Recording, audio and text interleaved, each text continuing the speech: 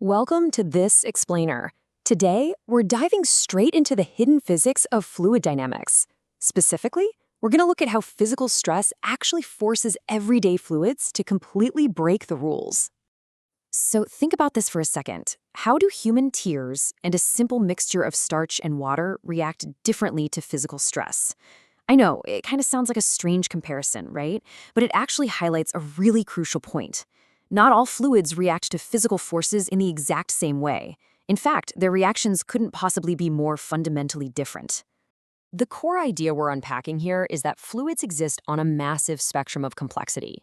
We're talking about everything from simple liquids that do exactly what you'd expect them to do, all the way to highly complex suspensions that basically seem to defy standard physics altogether. And scientists actually categorize all of them based on one primary factor: how they physically react to stress. To make sense of this spectrum, we use four distinct categories of fluid flow: Newtonian, plastic, pseudoplastic, and dilatant. Each one of these has its own totally unique set of physical rules. And, as we'll see in a minute, some of these fluids literally fight back against those rules. All right, first up, Newtonian flow, which governs our simple liquids.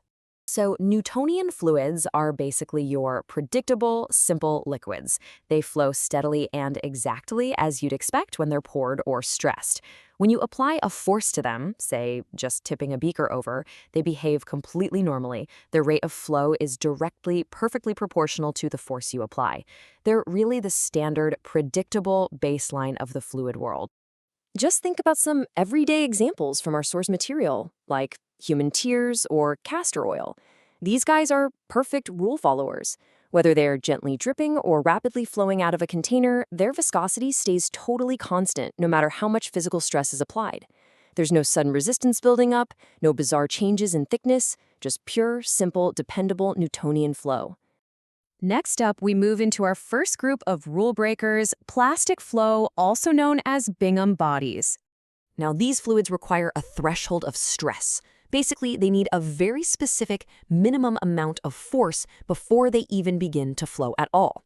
Imagine trying to push a super heavy box right across the floor. It's not going to budge even a millimeter until you push it hard enough, right? Well, Bingham bodies act the exact same way. They absolutely need that specific initial push, what scientists call a yield value, before they finally give in and start acting like a moving fluid. And according to the source material, this kind of plastic flow is uniquely characterized by substances called flocculated suspensions. I know, it's a big term, but in physical terms, it just means the particles inside the fluid are loosely clumped together into these little clusters. You literally have to apply enough physical force to break those clumps apart before the substance as a whole can actually start flowing. Okay, on to category 3, pseudoplastic flow, which is also known as shear thinning. Shear thinning is this absolutely fascinating physical property where the fluid actually becomes thinner and flows way more easily as physical stress is applied to it. The harder you mix them, stir them, or push them around, the less resistance they offer. They basically just yield completely to the pressure. We see this specific yielding behavior in things like polymers and liquid paraffin. When these substances are just resting there in a container, they might seem kind of thick or really sluggish. But the exact moment you apply physical stress to them, their internal structures just line right up, they thin out, and they flow beautifully. It's a real game changer if you're trying to move them. Finally, let's look at the most extreme rule breaker of the bunch, the one that actively pushes back against stress: dilatant flow, or shear thickening. To really wrap our heads around this, let's just contrast it with what we just talked about. Shear thinning and shear thickening are exact physical opposites when they are subjected to stress. So while pseudoplastic fluids yield and get thinner when you push them, dilatant fluids do the exact reverse. Dilatant fluids actually become thicker and actively resist flowing as stress or force is applied. I mean, this is the ultimate physical resistance. The harder you push, the more it fights back. If you hit it with a sudden, sharp force, it can almost act like a solid brick. But if you move it slowly and gently, it just flows like a completely regular liquid. Wild, right?